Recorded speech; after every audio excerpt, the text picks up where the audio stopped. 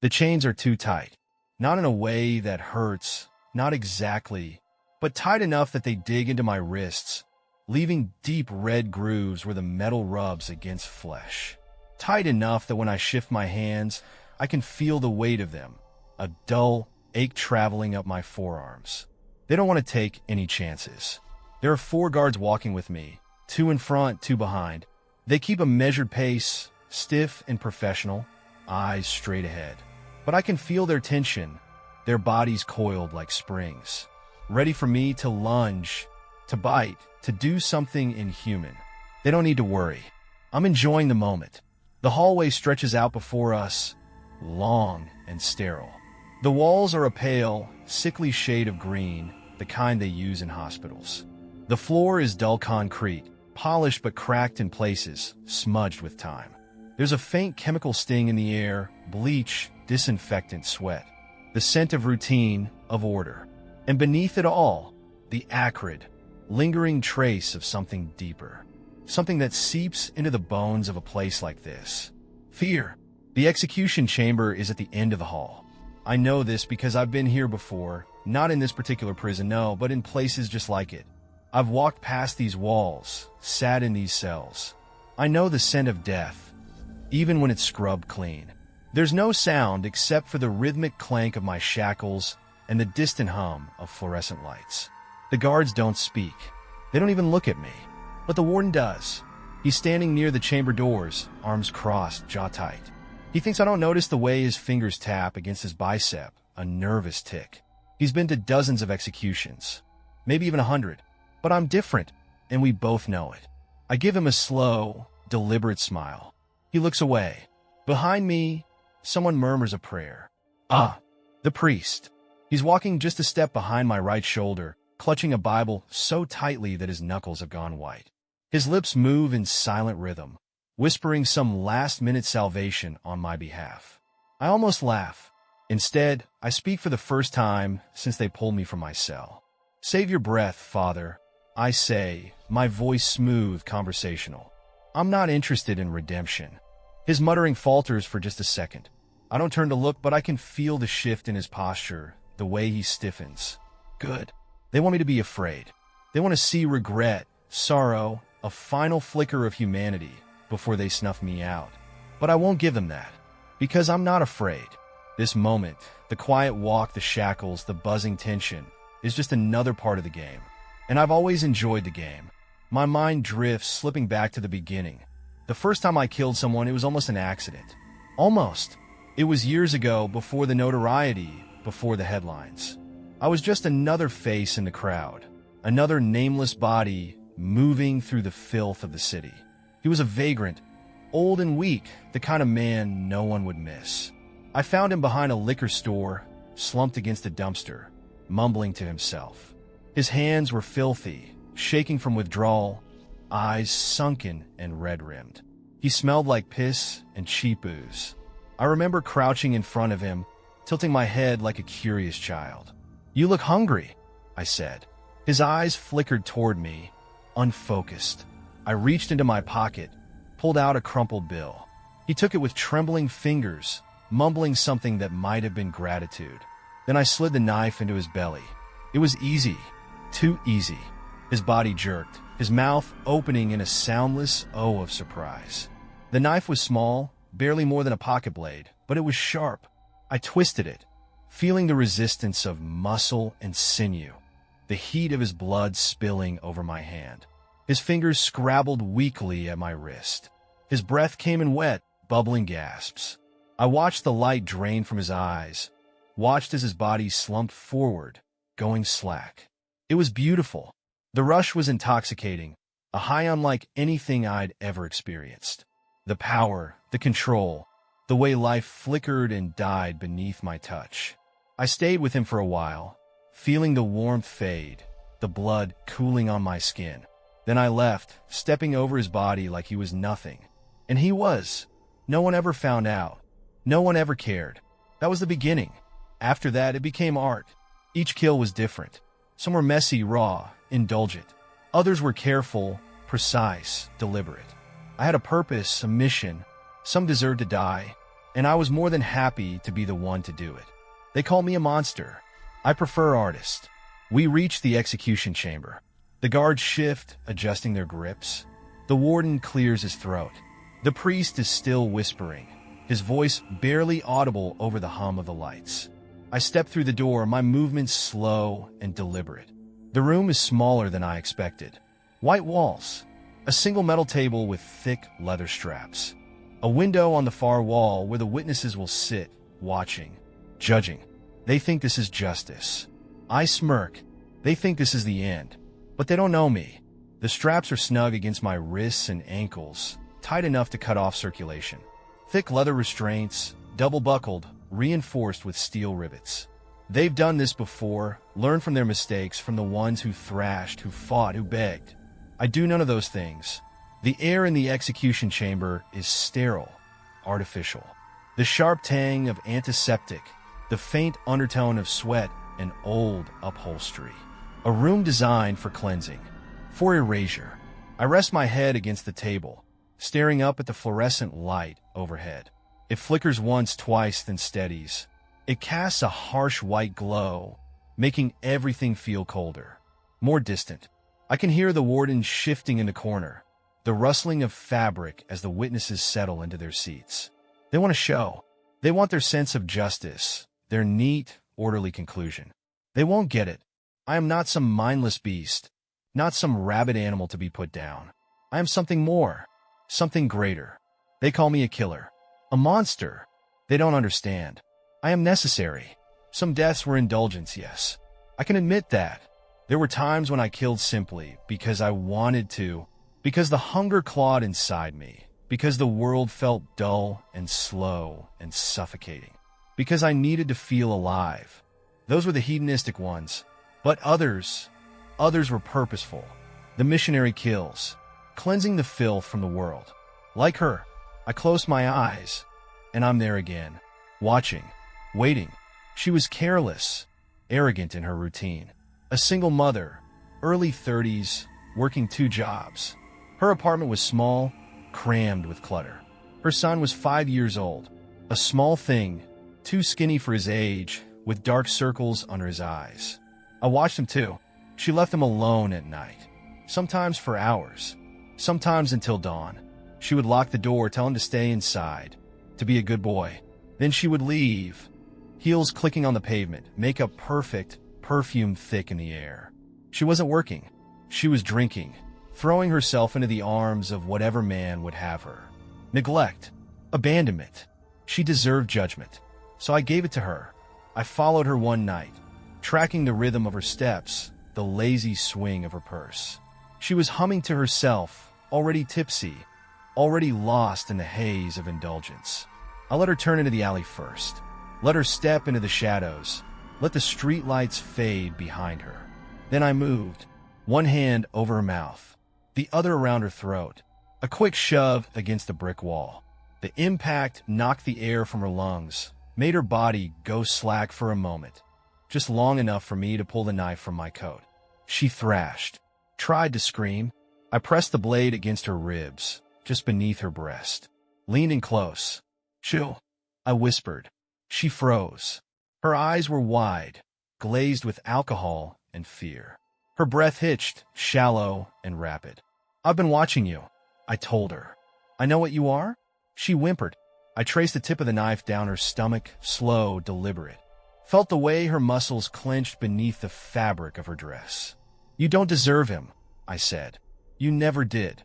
Tears welled in her eyes. Her lips trembled. "Please," she whispered. "Please." I smiled, and then I sank the knife into her. Not a quick death, not a clean one. She deserved to feel it. The blade slid between her ribs, deep enough to puncture a lung. She gasped a wet, choking sound, her body convulsing as I twisted the handle. She looked at me, eyes pleading, searching for mercy. There was none. I pulled the blade free, and her knees buckled. She sagged against me, her breath coming in short, desperate gulps. Blood bloomed against her dress, dark and spreading. She tried to speak. I covered her mouth again, held her close, waited. She slumped in my arms, her body going still. When I stepped back, She crumpled to the pavement, a lifeless heap of flesh and fabric. Her blood pooled beneath her, soaking into the cracks of the alleyway. I didn't stay to watch her die. I knew she would. The newspapers called it a senseless act of violence. They were wrong. It was justice. The executioner's voice pulls me back to the present. He's reading my final rites. His tone is flat, rehearsed. The same words he's spoken a dozen times before. I don't listen. I don't care. Because I am right. And they are wrong. They think this is the end. But it's not. Not yet. I had been untouchable. For years, I played the game better than anyone. I studied. I planned.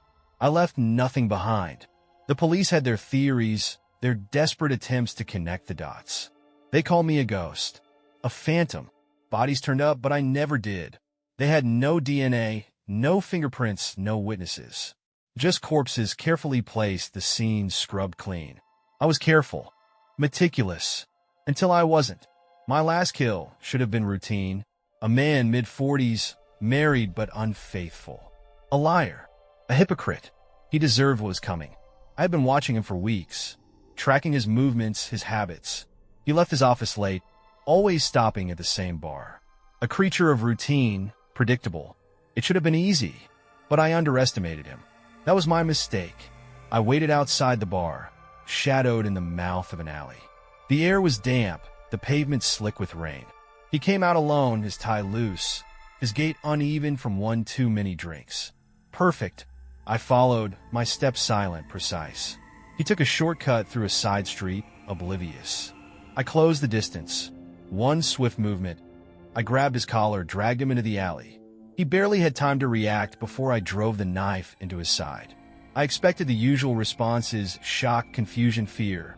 The way their bodies tense, their eyes widen, their breath stutters. But he didn't freeze. He fought. A fist slammed into my jaw, unexpected force behind it. I staggered. Another blow, wild but effective, sent me back a step. I moved to silence him, but he was relentless. He kicked. He clawed. He screamed. It wasn't clean. It wasn't controlled. It was messy. I stabbed him again, higher this time, under the ribs. He choked on his breath, legs buckling. But it was already too late. A sound. A sharp inhale. A shuffle of feet behind me. A witness. I turned, locking eyes with a woman at the mouth of the alley. Mid-20s, dark coat, frozen in place. Her gaze dropped to my arm, my sleeve soaked with blood. She gasped. I ran. I left him there, still twitching. Left evidence, a trail of red against the wet pavement. I had never been sloppy before, but now the game had changed. I made it home, breath ragged, blood dripping from the gash she left on my forearm. I cleaned up, destroyed what I could, burned the clothes, treated the wound. But I knew. The moment I locked the door behind me, I knew. I'd already lost. By morning, the city belonged to me in a way it never had before. My face, once unseen, unknown, was everywhere. The news ran the footage on a loop. A grainy security camera still, my silhouette fleeing into the night. The woman's frantic 911 call. The police chief's grim statement. The suspect is considered extremely dangerous. If you see him, do not approach. Call law enforcement immediately. For the first time, I was the hunted. Every street was a risk. Every glance over my shoulder, potential end. I moved fast, hopping from one cheap motel to another, always one step ahead of them. But the world had closed in. No more careful planning. No more control. Just survival. And then, one mistake too many. It happened at a gas station. I had been awake for 2 days, running on adrenaline and exhaustion. My hands shook as I filled the tank. My wound throbbed beneath the bandages, poorly stitched, oozing. A cop car pulled in. I turned away, keeping my head low, forcing my movements to stay natural. But it didn't matter.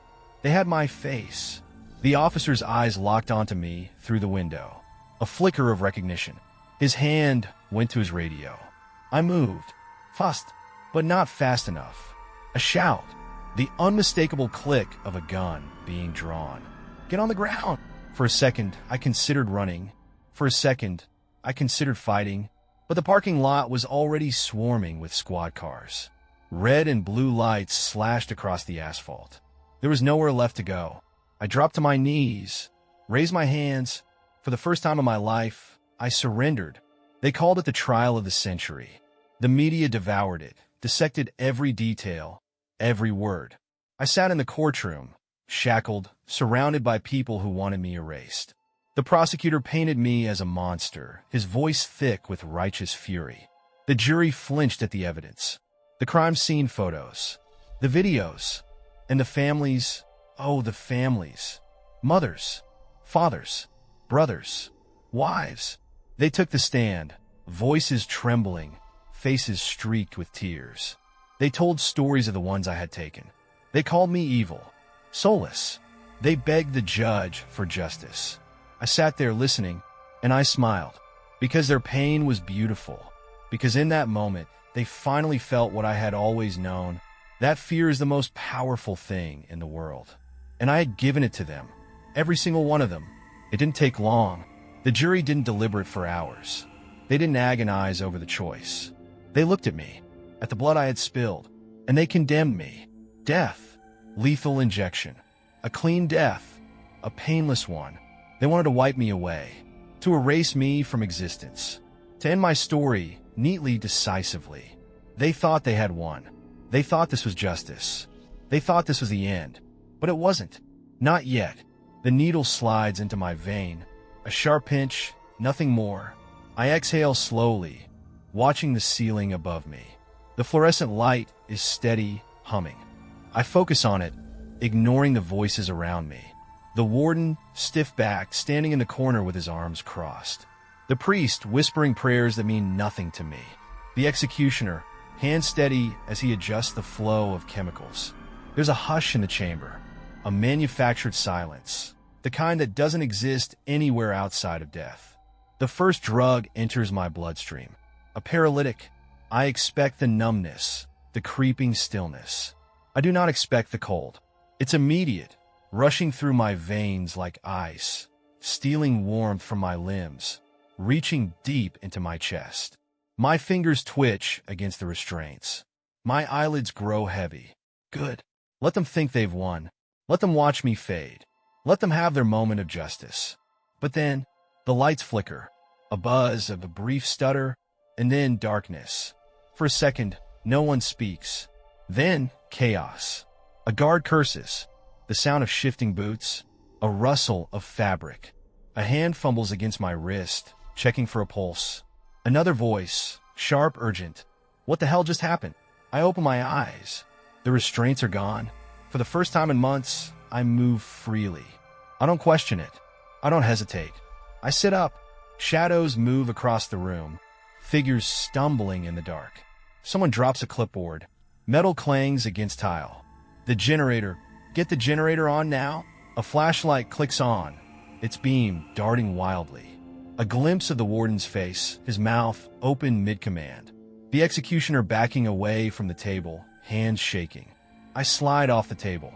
My legs buckle, weak from the drugs, but adrenaline floods my system, burning away the numbness. A guard sees me. His eyes go wide. Jesus Christ, he's up.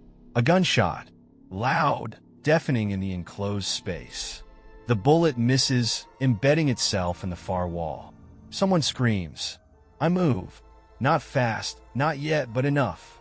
Enough to push past the confusion, to weave through the disoriented bodies. My shoulder collides with someone at guard. His hands scramble for me, but he isn't expecting resistance. He stumbles back. I shove past him. The door. Find the door. The flashlight beam swings wildly, catching my silhouette for half a second. Another gunshot, closer this time. I hear the whistle of the bullet as it passes, feel the heat of it against my skin. But I don't stop. I reach the door. It's locked. Of course it is. Another flashlight swings toward me, voices rising. Footsteps closing in. I wrench at the handle, twisting, pulling. Then I hear the metallic click. A release. The lock disengages. I don't question it. I run. The hallway is a blur. Cold tile under my feet. The distant blare of an alarm finally kicking in. Red emergency lights flicker along the walls, casting long, shifting shadows. Behind me, yelling the pounding of boots. I push forward. Adrenaline is the only thing keeping me upright, my body still sluggish from the injection. My vision swims, narrowing to a single, desperate focus. Get out! I know the layout. I spent months in this prison. I trace the paths in my head every night. I know where to go. Left at the intersection. Down the hall. Past the infirmary. A fire exit that leads to the outer courtyard. That's where I need to be. But then, I round a corner and slam into something solid. A guard. We hit the ground hard, his gun clattering across the floor. I recover first. He reaches for his belt, going for his radio, but I drive my elbow into his throat. His breath comes out as a strangled wheeze. I grab his gun, scramble to my feet. More shouts in the distance. They're close. I run. The exit is in sight. A heavy steel door, slightly ajar. The night beyond it is thick with rain, the air electric. I shove through. Cold air slams into me. Floodlights sweep the courtyard. The fence looms ahead, tall, topped with razor wire. I don't have time to think. A siren wails. A spotlight finds me, blindingly bright. More voices. More guns raised. Stop. Down on the ground. I keep moving. A bullet rips past my ear. Another grazes my side. A sharp, hot pain. I reach the fence. The metal is slick with rain. The wire above gleams. Hungry for flesh. But I climb. Fingers gripping, feet scrambling. A shot explodes into my shoulder. The impact nearly rips me from the fence, pain bursting like fire down my arm. I grip my teeth. Keep going. Hands meet the top. The razor wire tears into my palms, slicing deep. I don't stop. I throw myself over. Fall. Hit the ground hard, knocking the air from my lungs. For a moment, I can't move, can't breathe. Then, run. I force myself up, staggering forward, into the dark, into freedom. Behind me, the prison is alive with chaos. Searchlights sweep the trees. Dogs bark, radios crackle with frantic orders. But they won't find me. Not tonight. Not ever. Because I am not their prey anymore. I am the hunter, and I am free. The night swallows me whole. Rain lashes against my skin, cold and sharp, but I barely feel it. My breath rasps in my throat, my lungs burning from the run, but I don't stop. I can't. Behind me, sirens scream, voices barking frantic orders into radios. The prison is alive with chaos, floodlights carving through the dark, but I am already beyond their reach. I was supposed to die tonight. Instead, I was reborn. The trees are thick, the ground slick with mud. My boots sink into the earth with every step, my muscles aching, my shoulders screaming where the bullet tore through me. But pain is nothing. Pain is a reminder that I am alive, that I have one. I grin, sharp and giddy. No more cages, no more chains, no more waiting. The hunt begins again. I don't stop running until I reach the highway. The rain blurs the world into streaks of silver and black. Headlights slash through the darkness as cars speed past, oblivious. I watch from the tree line, catching my breath, wiping the blood from my fingers onto my soaked prison jumpsuit. The fabric is torn, stiff with dried sweat and grime. I need new clothes, new skin, a new life. And there, my salvation. A gas station, a lone car parked outside, engine still running, the driver inside. I move fast, crossing the empty road in a few strides, my feet silent on the pavement. The man behind the wheel doesn't see me until it's too late. I rip open the door. He barely has time to turn his head before I slam the stolen gun into the side of his skull. A dull, wet crunch. His body slumps forward, blood trickling from his temple. Alive, but unconscious. Perfect. I haul him out, dumping him onto the pavement. He groans a weak, broken sound. I don't give him another thought. I strip him fast, his jacket, his shirt, his jeans. They're damp from the rain, but they'll do. I throw off my prison rags, leaving them in a crumpled heap. I slip into his clothes. His wallet sits in the cup holder. Jason Reynolds, A new name, a new life. I slide into the driver's seat, pull the door shut, breathe. The steering wheel is warm beneath my fingers. The scent of cheap coffee and stale air freshener clings to the fabric. I press my foot to the gas pedal. The car growls to life beneath me, eager. I pull onto the highway, and just like that, I disappear. By the time the sun rises, I am 100 miles away. The car eats up the road, the highway stretching endlessly ahead. Towns blur past, nothing but neon signs and empty gas stations. I drive until exhaustion creeps in, until the pain in my shoulder dulls to a steady throb. A diner on the side of the road. I pull in, engine rumbling to a stop. Inside, the smell of bacon and coffee wraps around me, warm and thick. A waitress in a faded uniform pours refills, her voice tired but pleasant. She glances at me as I take a seat at the counter. "Long drive?" she asks, setting down a menu. I nod. "Something like that." She smiles, nods toward the coffee pot. "Want a cup?" I look at her. Really look. She's in her 40s maybe. Wedding ring, but no shine to it. Dark circles under her eyes. A tired woman living a tired life. She doesn't know who I am, what I've done, what I am. I smile. "Yeah," I say. "That'd be nice." I drink the coffee slowly, savoring it. The warmth, the taste, the simple pleasure of it. I was supposed to die last night. The world thought it had erased me. But here I am, breathing, drinking coffee in a roadside diner, the weight of a stolen wallet in my pocket. A second chance, not to hide, not to run, to continue. I glance at the other patrons. A trucker with grease-stained hands, scrolling through his phone. A man in a suit, flipping through a newspaper. A teenage girl, chewing on her straw, eyes distant. They don't know. None of them do. They think I'm just another traveler passing through. And that's the beauty of it. I could be anyone. I could be anywhere. And soon, I will kill again. I step out of the diner, the sun rising in the east, the sky bleeding orange and gold. I breathe in deep. The air smells different now. Fresher. Alive. I walk to the stolen car, sliding into the driver's seat, gripping the wheel. The world is open to me again. Limitless. My mission isn't over. It has only just begun. Thanks for watching. If you like the story, click like, subscribe to the channel, and write an idea for the next story in the comments.